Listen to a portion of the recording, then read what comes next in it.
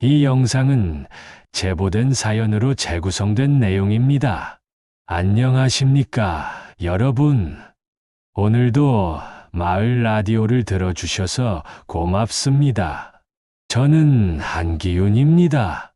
74세 나이에 처음으로 마이크 앞에 앉아 제 이야기를 들려드리게 되었습니다.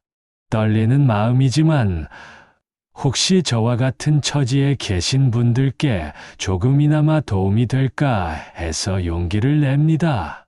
저는 50년 넘게 이 동네 옥상방 한 칸에서 살아왔습니다. 신혼 때부터 아내와 함께 꾸린 이 작은 집이 제 전부였습니다. 아내는 세상을 떠난 지 3년이 흘렀습니다. 그동안 저는 매일 같은 시간에 일어나 같은 컵으로 보리차를 끓이고 같은 자리에서 신문을 읽었습니다. 아내가 즐겨 앉던 방석은 그대로 두고 그녀의 머그컵도 찬장 맨 위에 그대로 놓아뒀습니다. 가끔 그 컵을 꺼내서 차를 마시면 아내의 체온이 느껴지는 것 같았습니다. 그런 제게 지난달 어느 날 우편함에서 붉은 도장이 찍힌 종이 한 장이 모든 것을 바꿔놓았습니다. 재개발 관리처분 통지. 제목에 굵은 글자가 춤추듯 흔들렸습니다. 안경을 벗었다 썼다 하며 몇 번이나 다시 읽었지만 내용은 변하지 않았습니다. 저희 동네 전체가 재개발 구역으로 지정되었고 제 집이 철거 대상이 되었다는 것이었습니다. 보상금 항목을 보며 계산기를 두드려 봤습니다. 턱없이 부족했습니다. 이 돈으로는 근처에 전세방 하나 얻기도 어려웠습니다. 이주 기간은 석 달뿐이었습니다. 50년 동안 쌓아온 추억을 석 달 안에 정리하라는 뜻이었습니다. 그날 저녁 늦게 이상한 전화가 걸려왔습니다. 벌써 잠자리에 들려던 참이었는데 전화벨 소리가 유독 크게 들렸습니다. 안녕하세요. 서울중앙지검 금융수사부입니다. 목소리는 젊고 또렷했습니다. 한기훈 어르신이시죠? 어르신의 통장이 보이스피싱 범죄에 연루되었습니다. 가슴이 철렁했습니다. 뭐라고요? 어르신 명의의 계좌로 범죄 수익금이 입금되었습니다. 지금 당장 은행에 가서 전액을 인출하지 않으면 모든 재산이 동결됩니다. 그리고 수사기관에 협조하셔야 해요. 머리가 하얘졌습니다. 재개발로도 충분히 혼란스러운데 이게 무슨 일인가 싶었습니다. 하지만 이 시간에 은행이 문을 열겠습니까? 그래서 제가 특수 계좌번호를 알려드릴게요. 내일 아침 첫 번째로 은행에 가셔서 이 계좌로 송금하시면 됩니다. 전화기 너머 남자는 계속 재촉했습니다. 어르신, 시간이 정말 없어요. 지금 메모 준비하세요. 그 순간 뭔가 이상하다는 생각이 들었습니다. 검찰에서 이런 식으로 전화를 할까? 하지만 상대방이 너무 확신에 차서 말하니까 의심하기가 어려웠습니다. 어르신, 왜 대답이 없으세요? 지금 안 하시면 정말 큰일 납니다. 그때 갑자기 아내 목소리가 들리는 것 같았습니다. 당신, 조심해. 이상한 전화야. 아내는 살아 생전에 늘 제가 성급하게 결정하는 것을 말렸습니다. 손이 떨려 전화기를 떨어뜨렸습니다. 바닥에 떨어진 수화기에서 빗소리가 길게 이어졌습니다. 그 소리를 들으며 저는 처음으로 깨달았습니다. 세상이 한꺼번에 저를 시험하고 있구나. 재개발이라는 거대한 변화와 보이스피싱이라는 새로운 위험이 동시에 밀려왔습니다. 그날 밤 잠을 이룰 수 없었습니다. 창밖으로 보이는 동네 불빛들을 바라보며 생각했습니다. 이 집을 떠나면 나는 어디에 놓일까? 누가 나를 알아봐 줄까? 새벽 3시쯤 되어서야 일어나 아내의 머그컵을 창가에 올려두었습니다. 달빛이 컵 한쪽을 비추고 있었습니다. 여보, 나 조금 무섭다. 속삭였습니다. 어떻게 해야 할지 모르겠어. 다음 날 새벽 5시부터 잠이 오지 않아 일어났습니다. 어젯밤 전화가 자꾸 생각났습니다. 정말 검찰에서 걸어온 전화일까? 그렇다면 빨리 은행에 가야 하는 건 아닐까?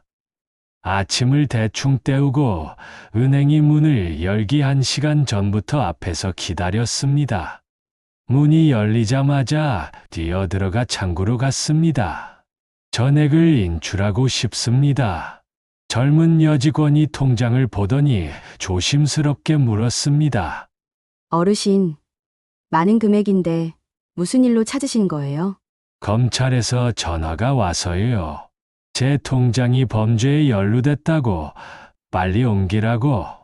직원의 표정이 바뀌었습니다. 어르신, 혹시 어제 이런 전화 받으셨어요? 조용히 안내문을 내밀었습니다. 보이스피싱 주의보라는 제목이 크게 적혀 있었습니다. 검찰청은 절대 전화로 계좌 이체를 요구하지 않습니다. 공공기관을 사칭한 보이스피싱일 가능성이 높습니다. 문구를 읽어 내려가니 어젯밤 전화 내용과 정확히 일치했습니다. 얼굴이 화끈거렸습니다. 내가 속을 뻔했구나. 만약 아내 목소리를 떠올리지 않았다면 정말 큰일 날 뻔했습니다. 어르신, 신고하셔야 해요. 그리고 이거 한번 보세요. 직원은 안내문 뒷면을 가리켰습니다. 어르신 스마트폰 교실 디지털 세상에 혼자가 아닙니다라는 홍보 전단이 있었습니다. 요즘 모든 정보가 휴대폰으로 나와서 알아두시면 생활하는 데 도움이 많이 될 거예요. 보이스피싱 예방 앱도 있고요. 그 길로 동주민센터에 들러 강좌를 신청했습니다. 저 수업날 강의실에는 저와 비슷한 나이의 어르신 15분이 앉아 있었습니다. 모두 손에 작은 휴대폰을 들고 막막한 얼굴을 하고 있었습니다. 강사는 20살 정도 돼 보이는 대학생 김미나 씨였습니다. 안녕하세요. 처음 뵙겠습니다. 처음엔 어려우셔도 괜찮아요. 천천히 같이 해봐요. 첫 시간은 전원 켜는 법부터 시작했습니다. 간단해 보이는 일인데도 손가락에 힘이 없어서 자꾸 실패했습니다. 두 번째 시간에는 지도 앱을 배웠습니다. 여기 검색창에 가고 싶은 곳을 입력하시면 길을 안내해줘요. 버스 배차 시간도 볼 수 있어요. 화면을 터치하는 법부터 어려웠습니다. 너무 세게 누르면 안 되고 너무 살짝 터치하면 반응이 없고 젊은 사람들은 손가락 끝으로 사르르 움직이는데 저희는 손가락 전체로 꾹 눌러버리니까 자꾸 엉뚱한 게 실행되었습니다. 매번 수업이 끝나면 머리가 지끈거렸습니다. 새로 배운 게 많은 것 같은데 정작 집에 가면 다 까먹었습니다. 그런데 세 번째 주쯤 되니까 강사 김미나 씨의 말이 마음에 깊이 박혔습니다.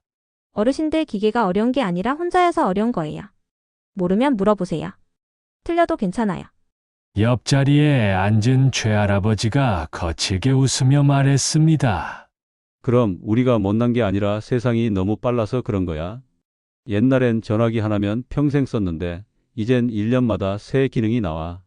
맞아요. 앞자리 박할머니가 거들었습니다. 손자가 맨날 할머니 이것도 몰라. 이러는데 우리가 손자 나이 때는 이런 기계가 없었잖아요. 우리는 서로 공감하며 친해졌습니다. 쉬는 시간마다 서로의 휴대폰 배경화면을 구경했습니다. 최할아버지는 돌아가신 할머니와 결혼 50주년 때 찍은 사진을, 박할머니는 증손자 100일 사진을 설정해 두셨습니다. 저는 아내와 함께 근교산에 단풍 구경 갔을 때 찍은 마지막 사진을 보여줬습니다. 화면 속 우리는 모두 더 젊었고 더 환했습니다. 그때는 이런 날이 올 줄 몰랐습니다. 스마트폰 수업이 끝난 후 어느 날 센터 복도를 걷다가 작은 방에서 나는 소리를 들었습니다. 누군가 마이크에 대고 책을 읽고 있었습니다. 문패를 보니 마을 라디오 낭독반이라고 적혀 있었습니다. 문틈으로 살짝 들여다봤습니다. 오래된 마이크 하나, 종이 대본 몇 장, 그리고 손바닥만 한 녹음기가 전부인 소박한 방이었습니다. 6명의 어르신이 돌아가며 뉴스를 읽거나 옛날 이야기를 들려주고 있었습니다. 한 할머니가 민담을 읽고 계셨는데 목소리에 감정이 살아있어서 마치 어릴 때 어머니가 들려주시던 이야기 같았습니다. 조심스럽게 문을 두드렸습니다. 실례합니다. 구경 좀 해도 될까요? 사회자로 보이는 박 선생이 저를 발견하고 환하게 웃었습니다. 새 얼굴이네요. 어서 오세요. 여기 앉으세요. 빈 의자를 가리켰습니다.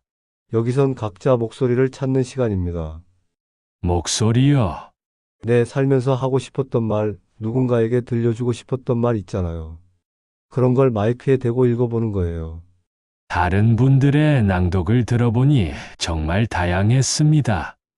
옛날 고향 이야기를 들려주시는 분, 손자에게 보내는 편지를 읽으시는 분, 요리 레시피를 소개하시는 분도 계셨습니다. 목소리마다 살아온 이야기가 담겨 있었습니다.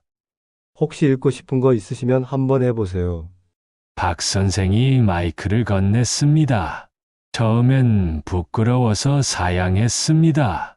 하지만 다른 분들이 격려해 주시니까 용기가 났습니다. 그때 갑자기 떠오른 게 있었습니다. 아내에게 쓰던 메모들이었습니다. 아내가 살아있을 때 냉장고 문에 자석으로 붙여두던 쪽지들 말입니다. 오늘 장 봐왔어. 당신이 좋아하는 깻잎 있어. 병원 검진 결과 나왔어. 괜찮대. 그런 소소한 일상의 메모들이었습니다. 손에 떨림이 왔지만 천천히 읽기 시작했습니다. 당신이 좋아하던 부추를 샀어. 시장 아저씨가 새로 들어온 거라고 싱싱한 것만 골라주셨어. 오늘은 공원에 바람이 좋았어. 당신과 산책했던 그 길을 혼자 걸었는데 벤치에 앉아서 당신 생각을 많이 했어. 가끔 옆자리가 비어 있는 게 이상하더라. 놀랍게도 스피커 밖으로 나온 제 목소리가 낯설지 않았습니다. 오히려 오랫동안 잃어버렸던 제 모습을 찾은 것 같았습니다. 마이크 앞에서는 누구에게도 보이지 않던 속마음을 꺼낼 수 있었습니다. 다른 어르신들이 조용히 고개를 끄덕이며 들어주셨습니다. 어떤 분은 눈시울을 붉히기도 하셨습니다. 그날 집으로 돌아와서 오랜만에 서랍장을 정리했습니다. 이사 준비도 할 겸 오래된 물건들을 하나하나 들여다봤습니다. 그러다가 아내가 남긴 카세트 테이프 하나를 발견했습니다. 낡은 라디오에 테이프를 넣고 재생 버튼을 눌렀습니다. 지직거리는 소음이 한동안 이어지다가 갑자기 아내의 목소리가 흘러나왔습니다. 당신, 밥 꼭 챙겨 먹어요. 김치찌개 끓여놨으니까 데워서 드시고. 아, 그리고 일기예보에서 비 온다고 했는데 우산 꼭 챙기세요. 목소리가 너무나 생생해서 마치 옆방에서 말하는 것 같았습니다. 눈물이 주르륵 흘렀습니다. 테이프를 몇 번이고 돌려서 들었습니다. 그 목소리를 그리워하면서도 이제는 저도 누군가에게 목소리를 들려줄 수 있다는 생각이 들었습니다. 아내가 남긴 따뜻한 말처럼 저도 누군가에게 위로가 되는 말을 할 수 있을 것 같았습니다. 다음 주부터 라디오 낭독반에 정식으로 합류했습니다. 박 선생이 제안했습니다. 한기훈님, 어르신 보이스피싱 예방 안내 짧은 코너 하나 맡아보실래요? 직접 당할 뻔한 경험이 있으시니까 다른 분들에게 도움이 될 것 같아요. 여러분, 안녕하세요. 한기훈입니다. 낯선 전화는 끊고 은행은 직접 가세요. 아무리 급하다고 해도 하루만 생각할 시간을 가져보세요. 그리고 주변 사람들과 상의해 보세요. 혼자 결정하지 마시고요. 제 말이 끝나자 박수가 나왔습니다. 누군가에게 쓸모 있는 사람이라는 느낌이 들었습니다. 한동안 잊고 지냈던 체온 같은 느낌이었습니다. 라디오 방송에 재미를 붙일 무렵 설상가상으로 철거 일정이 한 달 앞당겨졌다는 통보가 왔습니다. 원래는 2달 여유가 있었는데 갑자기 한 달로 줄어들었습니다. 더 큰 문제는 관리실에서 미리 전기를 끊어버렸다는 것이었습니다.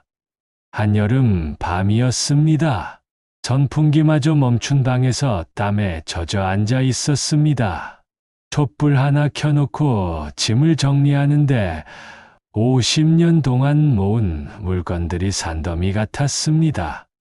아내의 옷까지, 결혼 때 받은 이불, 아들이 어릴 때 그린 그림, 가족 사진들, 모든 것이 추억이었고 모든 것을 버리기가 아까웠습니다.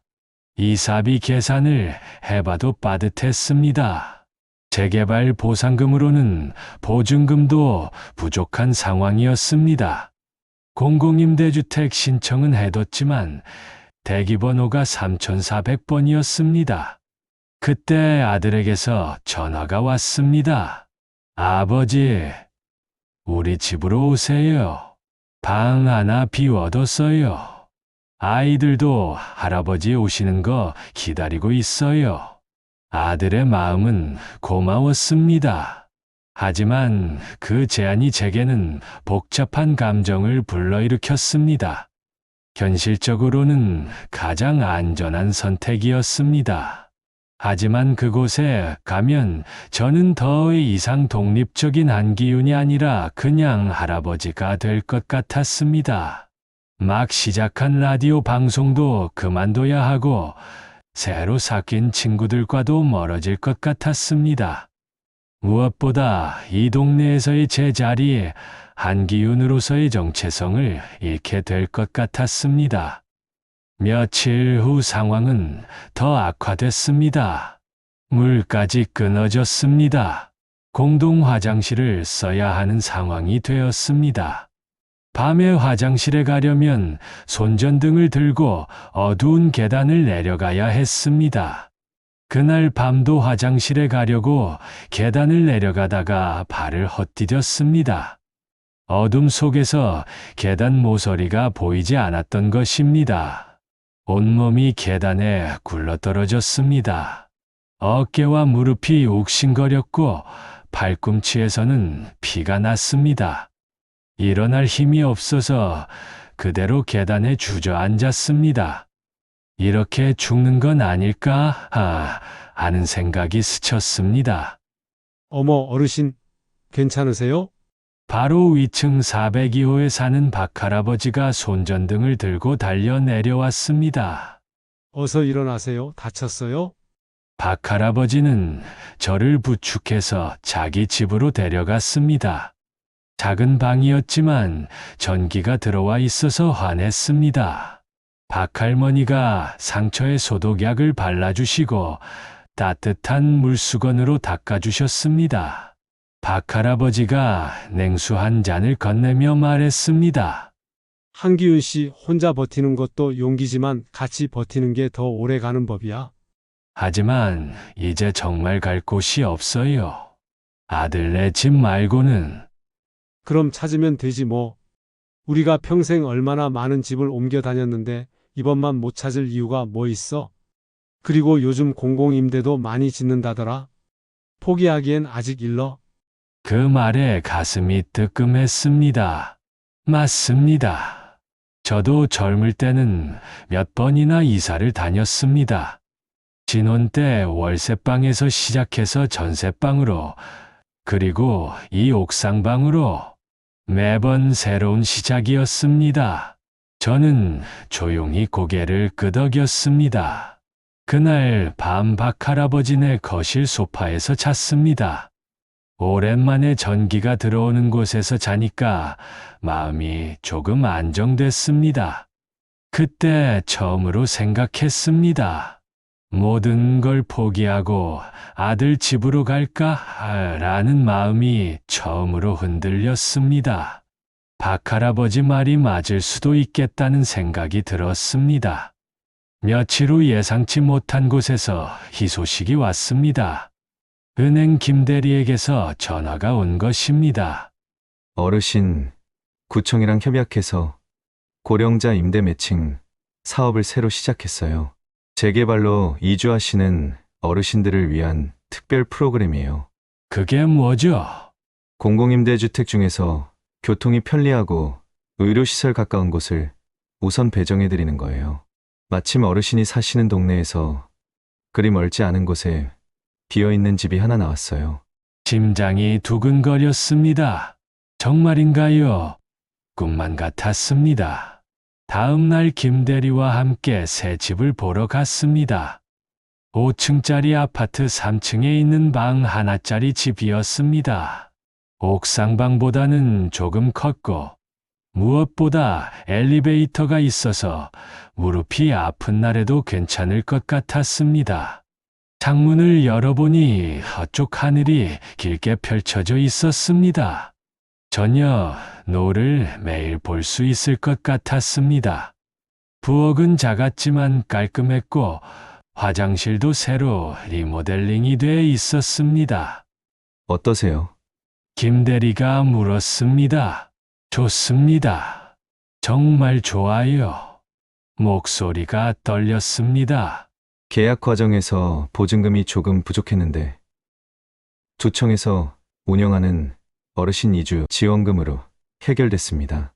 세상에는 이런 제도들이 있는 줄 몰랐습니다. 혼자였다면 절대 알 수 없었을 정보였습니다. 이사 준비를 시작했습니다. 최할아버지가 트럭을 빌려주었고 박할아버지 부부는 반찬통을 가득 싸주었습니다. 라디오 낭독반 어르신들도 모두 나와서 짐을 옮겨주었습니다. 우리가 가족이지 뭐. 박 선생이 말했습니다. 새 집에서도 계속 방송하셔야 해요. 동네가 바뀌어도 방송은 계속하는 거예요. 우리는 세 사람에서 시작해 6사람이 되어 제 삶을 새 집으로 옮겼습니다. 마지막 짐을 나르면서 옥상방을 둘러봤습니다. 50년 동안 살았던 그 작은 공간이 이제는 텅 비어 있었습니다. 아내와 함께 처음 이사 온 날이 생각났습니다. 여보, 여기서 우리 행복하게 살자고 말했던 그때가 떠올랐습니다. 눈물이 났지만 슬프기만 한 건 아니었습니다. 고마운 마음이 더 컸습니다. 새 집에 도착해서 첫날 밤을 맞았습니다. 전기가 환하게 들어오고 물도 잘 나오고 난방도 잘 됐습니다. 창문으로 들어오는 저녁 노을이 아름다웠습니다. 아내의 머그컵을 창가에 올려두고 말했습니다. 여보, 우리 새 집에 왔어. 여기서 다시 시작해볼게. 라디오 낭독반은 새 집에서도 계속됐습니다. 박 선생이 제안했습니다. 이제 동네 소식 코너를 하나 더 만들면 어때요? 한기훈님이 새 동네 정보도 들려주시고. 새로운 코너가 시작됐습니다. 마을버스 첫차, 시간, 근처 시장 공동구매 날짜, 보이스피싱 신고번호 목록. 그리고 독거 어르신들을 위한 각종 정보를 알려드렸습니다. 여러분, 65번 버스 첫 차가 아침 5시 30분입니다. 새벽 병원 갈 때 유용해요. 그리고 동네 시장에서 매주 수요일에 공동구매하는데 채소값이 20% 정도 싸답니다. 무엇보다 기뻤던 건 도시락 배달 자원봉사를 시작한 것입니다. 매주 목요일 오후 혼자 사시는 어르신들 집에 도시락을 가져다 드리는 일이었습니다. 처음에는 낯설었습니다. 모르는 집 초인종을 눌러서 도시락 배달 왔습니다라고 말하는 게 어색했습니다. 하지만 몇 주 지나니까 익숙해졌습니다. 할아버지, 또 오셨네요. 혼자 사시는 김할머니가 반갑게 맞아주셨습니다. 덕분에 맛있는 밥 먹고 있어요. 할머니, 오늘 밥은 드셨어요? 네, 아침에 죽 한 그릇 먹었어요. 점심은 이 도시락으로 할게요. 문 너머에서 대답을 기다리는 그 짧은 시간이 제 하루의 심장처럼 뛰고 있습니다. 누군가 제 목소리를 기다리고 있다는 것, 제가 오는 것을 반겨해 주는 사람이 있다는 것이 얼마나 큰 힘이 되는지 모릅니다. 어떤 날은 도시락을 받으러 나오지 않는 분이 계십니다. 그럴 때는 더 크게 초인종을 누르고 할머니, 괜찮으세요? 라고 물어봅니다. 대부분은 깊이 주무시거나 TV 소리 때문에 못 들으신 경우인데 가끔 몸이 아프신 분도 계십니다. 그럴 때는 동주민센터에 연락해 드립니다. 한기훈 할아버지 덕분에 빨리 병원에 갈 수 있었어요. 이런 말을 들을 때마다 가슴이 뿌듯합니다. 제 집에서의 생활도 점점 안정됐습니다. 근처 마트에서 장을 보고 동네 병원에서 정기 검진을 받고 작은 공원에서 아침 운동을 합니다. 공원에서 만나는 다른 어르신들과도 친해졌습니다. 한기훈 씨, 라디오에서 들었어요. 보이스피싱 조심하라고 하시던데 정말 고마워요. 공원에서 만난 정할아버지가 말했습니다. 덕분에 우리 집사람이 속을 뻔한 걸 막았어요. 라디오 방송도 더 다양해졌습니다. 제 동네 맛집 소개, 어르신들을 위한 문화 강좌 정보, 건강관리 팁 등을 들려드립니다. 저는 여전히 연금 82만 원으로 삽니다. 아내가 여전히 그립고 어떤 밤은 여전히 울컥합니다. 새벽에 잠이 깰 때면 옆자리가 비어 있는 게 서럽기도 합니다. 하지만 이제는 시간표가 제 편이고 이웃의 이름이 제 편입니다. 매일 아침 7시에 라디오 방송이 있고 목요일 오후에는 도시락 배달이 있고 주말에는 낭독반 모임이 있습니다. 바쁘게 움직일 일이 있다는 것, 누군가 저를 기다리고 있다는 것이 얼마나 큰 힘인지 새삼 깨닫습니다. 집으로 돌아오면 아내의 머그컵에 물을 붓고 창밖 주황빛을 바라봅니다. 그리고 내일 방송할 원고를 준비합니다. 어떤 이야기를 들려드릴까 생각하며 마이크 앞에 앉습니다. 여러분, 오늘도 마을 라디오를 들어주셔서 고맙습니다. 낯선 전화는 끊으시고 혼자 계시면 복도 끝 비상벨을 한번 눌러보세요. 누군가의 문도 마음도 생각보다 쉽게 열립니다. 그리고 기억하세요. 나이가 들어도 새로운 시작은 가능합니다. 저도 74세 새 집에서 새로운 생활을 시작했거든요. 불은 다시 켜졌고 저는 오늘도 살아갈 자리를 찾고 있습니다. 내일 새벽 첫 차의 노란 불빛이 골목을 돌 때 저는 그 소리를 하루의 시작종으로 삼을 것입니다. 그리고 마이크 앞에 앉아 또 다른 하루의 이야기를 들려드릴 것입니다. 때로는 힘들고 외로울 때도 있습니다.